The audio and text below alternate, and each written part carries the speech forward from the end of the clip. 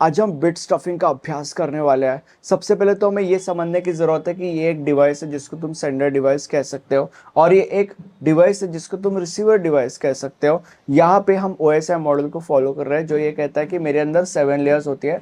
जब भी तुम सेंडर डिवाइस से कोई भी मैसेज या कुछ भी सेंड करते हो, तो जो भी डेटा तुमने सेंड किया है वो डेटा इन लेयर्स के थ्रू होकर जाता है और फिर नेटवर्क के थ्रू होकर इस डिवाइस रिसीवर डिवाइस के पास आता है, और फिर अगेन इन लेयर्स के थ्रू होकर फाइनली रिसीवर को वो डेटा मिल जाता है। वो ऐसा मॉडल इन शॉर्ट ये कहता है। तो अभी यहाँ पे जब ये डेटा ऐसे जा रहा होगा, तब जब वो डेटा नेटवर्क लेयर के पास आएगा, नेटवर्क लेयर उस डेटा को पैकेट में कन्वर्ट करेगा, और ये जो पैकेट है network layer data link layer को दे देगा। अब जब डेटा लिंक लेयर को कोई पैकेट मिलता है, तब डेटा लिंक लेयर उस पैकेट को फ्रेम्स में कन्वर्ट करता है। मतलब बेसिकली डेटा लिंक लेयर उस पैकेट को अलग अलग पार्ट्स में कन्वर्ट करता है, और इन पार्ट्स को हम कहते हैं फ्रेम्स। तो इसका मतलब डेटा लिंक लेयर उस पैकेट को अलग अलग फ्रेम्स में डिवाइड करता है। अब मान लेते हैं कि उन फ्रेम्स में से एक फ्रेम ये है। ओके, अब बिट स्टफिंग के अंदर क्या होता है? बिट स्टफिंग के अंदर लेट्स से फॉर एग्जांपल ये फ्रेम सेंड होना है रिसीवर को, तो इस केस में जो सेंडर है वो इस फ्रेम के ऊपर हेडर ऐड कर देता है। अब हेडर क्या है? When it comes two bit stuffing the header is always 0 1 1 1 1 1 0, ये हेडर होता है। तो जो फ्रेम है उसके आजू और बाजू इस हेडर को ऐड कर दिया जाएगा बाय द सेंडर। ठीक है, और ये जो डेटा बन के रेडी होगा, ये डेटा फाइनली नेटवर्क में जाएगा। अब नेटवर्क के थ्रू होकर फाइनली वो जो डेटा है वो रिसीवर को मिलेगा इस फॉर्म में। अब बेचारे रिसीवर को थोड़ी पता कि इस जो डेटा उसे मिला है उसमें से जो असली डेटा है जो सेंड हुआ है वो डेटा कौन सा है। रिसीवर को तो ये मिला ना, तो अभी उसको इस डेटा को इंटरप्रेट करना पड़ेगा ताकि जो असली डेटा सेंड हुआ है विच इज दिस, वो उसको मिल सके। तो अभी सवाल आता है कि रिसीवर इस डेटा को इंटरप्रेट कैसे करेगा? तो इसके लिए जो रिसीवर है वो इस डेटा को लेफ्ट टू राइट रीड करना चालू कर देता है। सबसे पहले वो 0 1 1 1 1 1 1 0 रीड करता है, उसको पता चल जाता है कि ये एक हेडर है, और इसीलिए वो इस हेडर को कर देता है डिस्कार्ड। उसके बाद वो 0 को रीड करता है, इसका मतलब ये भी हेडर होने के चांसेस है, क्योंकि हेडर 0 से शुरू होता है ना, और ये भी जो आगे जो रीड कर रहा है वो भी 0 से चालू हो रहा है, तो इसका मतलब जो भी आगे वो रीड कर रहा है वो हेडर हो सकता है, होने के चांसेस है। तो इसीलिए वो रीड मतलब लिखता नहीं है, आगे रुक जाता है वहां पे।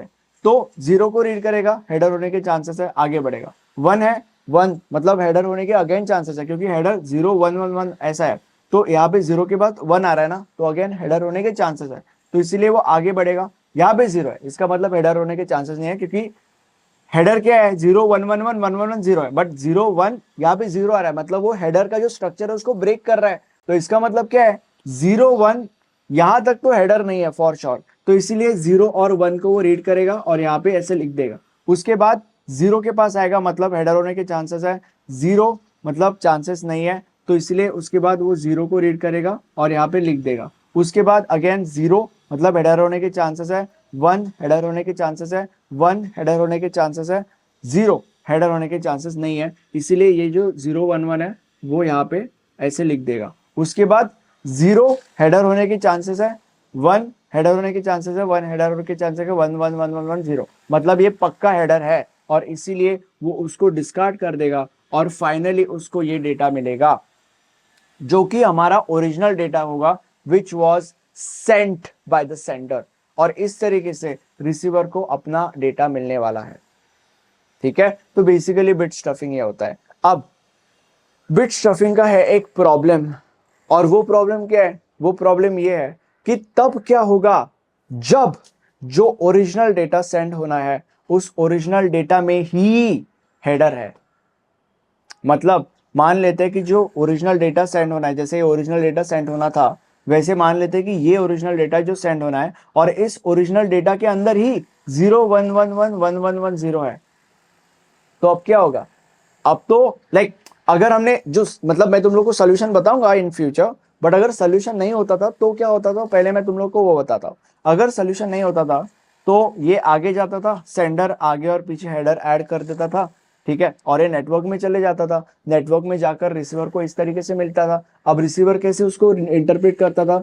0 1 1 1 1 1 1 0 हो गया, ये हेडर डिस्कार्ड कर दिया। फिर उसके बाद 0 1 0 1 1 1 1 1 1 0, तो इसको डिस्कार्ड करेगा और सिर्फ 0 1 को रीड करेगा।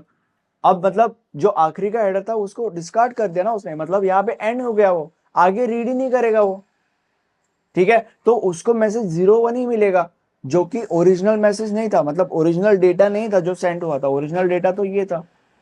तो ये तो एक एरर है। तो अभी इस एरर को कैसे फिक्स किया जा सकता है, इस एरर का सोल्यूशन क्या है, समाधान क्या है इस दुविधा का? इस दुविधा का समाधान यह है कि हर 5 कंसेक्यूटिव वंस के बाद एक 0 ऐड करो, ठीक है। एंड बाय द वे एक चीज मैं तुम लोग को बताना भूल गया, ये इंटरप्रेट करने के लिए जो रिसीवर है वो स्ट्रिंग मैचिंग एल्गोरिथम का इस्तेमाल करता है, ठीक है। तो अभी सोल्यूशन के ऊपर आते हैं, समाधान के ऊपर आते हैं हमारे। तो समाधान ये कहता है कि जो सेंडर है वो हर कंसेक्यूटिव 5 वंस के बाद एक 0 ऐड करेगा, इससे इस दुविधा का हल निकलता है। और वो कैसे, अब मैं तुम लोग को बताता हूं। मान लेते हैं कि यही डेटा है ओरिजिनल जो सेंड होना है, तो अभी जो सेंडर है वो क्या करेगा, हेडर ऐड करेगा, उसके बाद 0 1 0, पहला वन, दूसरा वन, तीसरा वन, चौथा वन, पांचवा वन, मतलब देखो वो पहला वन, दूसरा वन, तीसरा वन, चौथा वन, पांचवा वन, 5 वन जैसे हो जाएंगे उसके बाद वो एक 0 ऐड करेगा, और उसके बाद बाकी की सारी चीजें वैसे की वैसे। उसके बाद क्या था, मतलब 5 वन हो गया ना, बट यहाँ पे 6 वन है, तो ये छठा वन, उसके बाद 0 1 1 0 1 1, ठीक है। एंड वो तो हेडर का पार्ट है, आगे वहां पे जो लिखा है वो, ठीक है। तो इस तरीके से वो नेटवर्क में जाएगा ये डेटा, और नेटवर्क में जाने के बाद रिसीवर को ये डेटा इस तरीके से मिलेगा। अब रिसीवर को पता है कि 5 कंसेक्यूटिव वंस जब उसको दिखेंगे तब जो अगला 0 है, या अगर आगे 0 होगा तो उस 0 को डिस्कार्ड करना है, ये रिसीवर को पता है, ठीक है। और ये एक रूल है, सेंडर भी यही करता है और रिसीवर यही करता है। सेंडर होता है वो 5 वंस के बाद 0 ऐड करेगा, और जो रिसीवर है वो 5 वंस के बाद 0 को रिमूव करेगा, ये रूल है, ठीक है। अब इस रूल के बारे में मैं तुम लोग को कुछ और बाद में बताऊंगा, रिलैक्स चिल पिल, तुम लोग को और अच्छे से समझेगा, डोंट वरी अबाउट इट। आगे बढ़ते हैं। तो अभी रिसीवर कैसे इंटरप्रेट करेगा जो मिला डेटा है उसको, देखो 0 1 1 1 1 1 0, ये तो पहले डिस्कार्ड हो जाएगा। 0 हेडर होने के चांसेस है, 1 हेडर होने के चांसेस है, 0 हेडर होने के चांसेस नहीं है, तो इसको वो इंटरप्रेट करेगा सबसे पहले। उसके बाद 0 हेडर होने के चांसेस है, 1 हेडर होने के चांसेस है, 1 हेडर होने के चांसेस है, 1 हेडर होने के चांसेस है, 1 हेडर होने के चांसेस है, 1 हेडर होने के चांसेस है, 0 हेडर होने के चांसेस नहीं है, इसीलिए वो इसको रीड करेगा और इसको यहाँ पे लिख देगा। अब इसके बाद क्या है, 5 कंसेक्यूटिव वंस हो गए, इसके बाद का जो 0 है वो उसको डिस्कार्ड करेगा, ठीक है। अब आगे 1 हेडर होने के चांसेस नहीं है, तो वो 1 को भी इंटरप्रेट करेगा। 6 वंस आ गए यहाँ पे, उसके बाद 0 हेडर होने के चांसेस है, 1 हेडर होने के चांसेस है, 1 हेडर होने के चांसेस है, 0 हेडर होने के चांसेस नहीं है, इसीलिए 0 1 1 को यहाँ पे इंटरप्रेट किया जाएगा, ओके। देन 0 हेडर होने के चांसेस है, 1 हेडर होने के चांसेस है, 1 1 1 1 1 1 1 0, तो ये हेडर ही है और इसलिए उसको डिस्कार्ड करेगा। और यहाँ पे फाइनली जो डेटा सेंड हुआ है, ये यही डेटा उसको वापस अपना अपना मिल जाएगा, विच इज 0 1 0 1 1 1 1 1 1 0 1 1 0 1 0 1 1 1 1 1 1 0 1 1, ठीक है। तो ये इस प्रॉब्लम का या इस दुविधा का समाधान होता है। और अब मैं तुम लोग को एजुकेट करूंगा जो रूल मैं तुम लोग को बता रहा था उस रूल के बारे में। बट आगे बढ़ने से पहले ये सारी की सारी चीज़ें तुम्हें समझ गई होंगी, बट अगर तुम्हें एग्जाम में पूरे मार्क्स चाहिए तो उसके लिए आपको इन सारे की सारी चीज़ों को एक प्रॉपर तरीके से एग्जाम में लिखना पड़ेगा, तभी ही तुम्हें अच्छे मार्क्स मिल सकते हैं और अच्छे पॉइंटर्स के हकदार तुम बन सकते हो। और ऐसा करने के लिए तुम हमारे नोट्स रेफर कर सकते हो। नोट्स के सारे डिटेल्स आपको नीचे डिस्क्रिप्शन बॉक्स में अवेलेबल मिल जाएंगे। अब वो रूल क्या है, मैंने तुम लोग को क्या बोला था, मैंने तुम लोग को ये बोला था कि सेंडर जो है, जो भी डेटा उसको सेंड करना है उस डेटा के अंदर अगर उसको 5 वंस दिख रहे हैं तो उन 5 वंस के बाद वो 0 ऐड करेगा। और जो रिसीवर है, जब जो डेटा वो रिसीव किया है उस डेटा के अंदर भी अगर उसको 5 वंस के बाद 0 दिखा तो तो उस जीरो को वो डिस्कार्ड करेगा। ये सेंडर और रिसीवर का रूल है। और अब ये जो रूल मैंने तुम लोग को बताया है, ये रूल दोनों सेंडर और रिसीवर को फॉलो करना पड़ता है। और अब मैं तुम लोग को ये बताऊंगा कि अगर सेंडर ने अपने रूल को फॉलो नहीं किया बट रिसीवर ने अपने रूल को फॉलो किया तो कितना बड़ा घोटाला हो सकता है।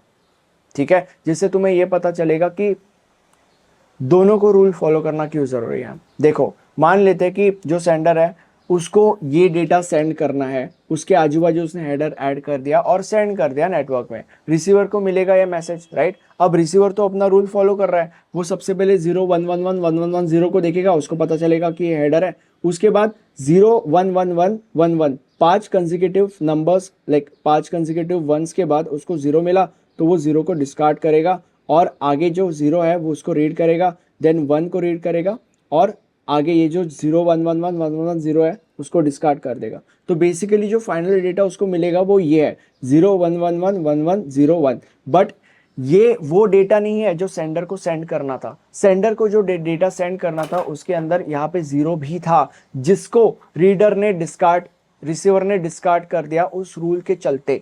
बट अगर सेंडर भी अपने रूल को फॉलो करता था, अगर सेंडर भी इन 5 कंसेक्यूटिव वंस के बाद एक 0 ऐड करता था, तो जो रिसीवर है वो उन 5 कंसेक्यूटिव वंस के बाद जो आने वाला 0 है उसको डिस्कार्ड कर देता था और ये जो 2 0 है उन 2 0s को रीड करता था और यहाँ पे 0 आता था और फिर 1 आता था। और यही वो डेटा है जो सेंडर को सेंड करना था, 0 1 1 1 1 1 0 0 1 0 1 1 1 1 1 0 0 1। ठीक है, तो इसीलिए ये रूल दोनों सेंडर और रिसीवर को फॉलो करना इंपॉर्टेंट है। मुझे कमेंट सेक्शन में बताओ कि लेक्चर कैसा लगा। Thank you so much, bye.